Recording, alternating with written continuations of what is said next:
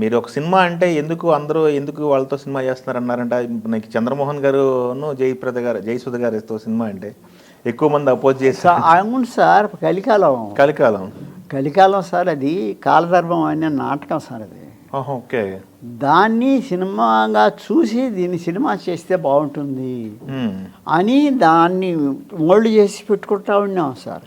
కానీ అనుకోకుండా అదేమైంది, మాకంటే ముందు సవేరా వాళ్ళు కొనేసారు సార్. దాన్ని కొనేసారు.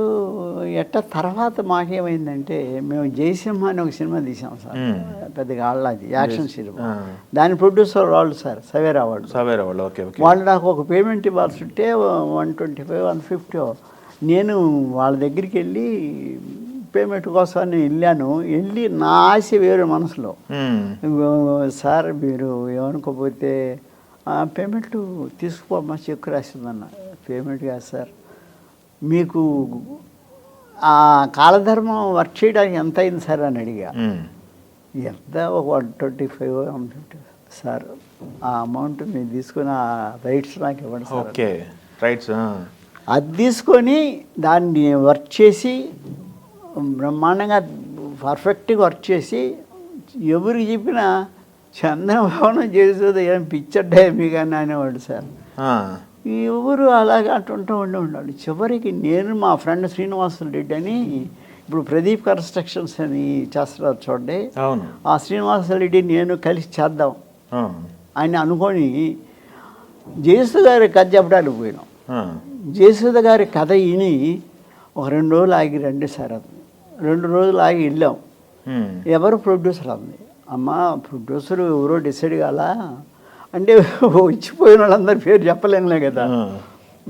మా ఫ్రెండ్ శ్రీనివాసరెడ్డి అని ఆయన ఉన్నాడు, మేము ఇంకెవరన్నా 2-3 ఫ్రెండ్స్ని కలుపుకొని చేద్దాం అనుకుంటాం. అమ్మ మీరు ఏమనుకోకపోతే ఒక రిక్వెస్ట్ అండి. ఏంటంటే అమ్మ మీరేం రిక్వెస్ట్ ఏంటంటే, ఏం లేదు, జేఆర్కే ప్రొడక్షన్ మీద సినిమా ఇండస్ట్రీ మేము చేసే సినిమాలు మాకు ఆ కలికాలం మీరు ఏమనుకున్నారు, ఎలా అనుకున్నారు, ఎంత బడ్జెట్ అనుకున్నారు, అన్నీ మీరే, మీ ఇష్టం, మీరే కాస్టింగ్ డిసైడ్ చేసి మీరే చేయండి.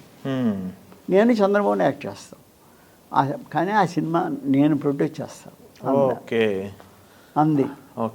ఆవిడ అన్నమాట తర్వాత ఆలోచించాము మేము, నిజమే కదా, ఫస్ట్ సినిమా, అలాంటి సినిమా మనం పబ్లిసిటీలో చేయగలమా అని మా ఫ్రెండ్కి చెప్పాను. రే అంటుందిరా, మనం అంత బూస్టప్ చేయలేం మనం అంటే, ఓకేరా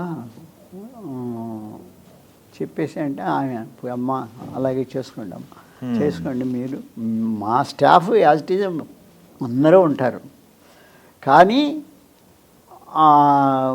మాకు మేము ప్రొడ్యూసర్స్ ఏం కాదు, మా రెమ్యునరేషన్ మేము తీసుకుంటాము, మేము మిగతా అన్నీ మా యాజ్ ఇట్ ఈజ్ మా పొజిషన్ మాది అని చెప్పి వాళ్ళు యాక్ట్ చేశారు sir. Okay, super duper hit. 100 days బ్రహ్మాండంగా. అంతకుముందు వద్దన్న వాళ్ళందరూ సార్ అలాంటి కథ ఒకటి ఉంటే చెప్పండి సార్ అని. బాబు ఒక కథ బాహుబలి మళ్ళా వస్తుందా?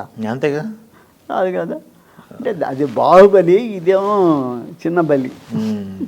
అప్పుడు చంద్రమోహన్ గారిని ఎందుకు వద్దాను సార్? అంత ఆయన గ్యాప్ వచ్చిందనే?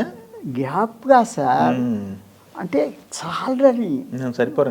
జయసుధ, చంద్రమోహన్, జయసుధ, కృష్ణ, జయసుధ అట్ట అనుకున్నారు. మేము అనుకున్న సబ్జెక్ట్ అంటే కాదు. ఒక తండ్రి, మిడిల్ క్లాస్ ఉద్యోగి, జాబ్ చేసే తండ్రి, ఆయన భార్య, కొడుకు, కూతురు అంతా ఏ రోజు జీతం ఆ నెలకి టగటగటక అయిపోవడమే. వేలు, సుత్తి వేలు. చాలా గొప్ప సినిమా సార్ బాబా, ఇప్పటికీ మర్చిపోలేను. నాకు అన్ని సినిమాలు చేసిన ఆ కలికాలం చూస్తే నాకు ఇప్పటికీ కళ్ళనీళ్ళు వస్తాయి.